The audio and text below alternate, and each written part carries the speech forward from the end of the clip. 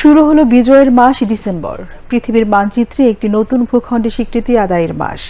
9 মাসের রক্তক্ষয়ী মুক্তিযুদ্ধে বাংলার দামাল সন্তানদের ছিনিয়ে আনা বীরত্ব গাথা অর্জনের মাস ডিসেম্বর।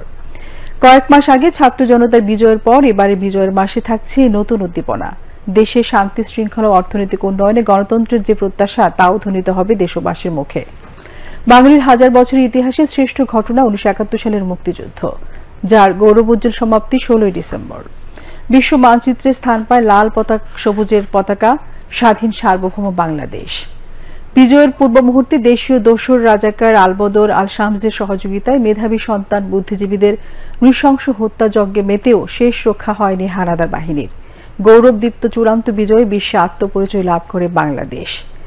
বিজয় দিবস ঘিরে প্রতি বছরই আড়ম্বর থাকে ডিসেম্বর মাস জুড়ে। গত 5ই আগস্ট ছাত্র জনতার গণ অভ্যুত্থানের পর এবারের বিজয় উদযাপন হবে নতুন উদ্দীপনায়। সরকারি বেসরকারি আয়োজনে এবারে প্রত্যয় ভিন্ন। অভ্যুত্থানের পর বৈষম্যহীন দেশ গড়ার যে স্বপ্নযাত্রা শুরু হয় সেটি সামনে এগিয়ে নিয়ে যাওয়ার দাবি সবার কণ্ঠে। মুক্তিযুদ্ধের সংগঠক ও ইতিহাসবিদদের মতে এমন বাংলাদেশ বিনির্মাণের প্রয়োজন জাতীয় ঐক্যের। প্রতি বছরের মতো এবারও বিজয়ের মাসে বিজয়ের আনন্দে উচ্ছ্বসিত হবে দেশবাসী। শ্রদ্ধা ও ভালোবাসায় মাথা নোয়াবে অগণিত বীরদের প্রতি। নানা আয়োজনে ধ্বনিত হবে বিজয় গাথা আর সফল বাংলাদেশের স্বপ্ন।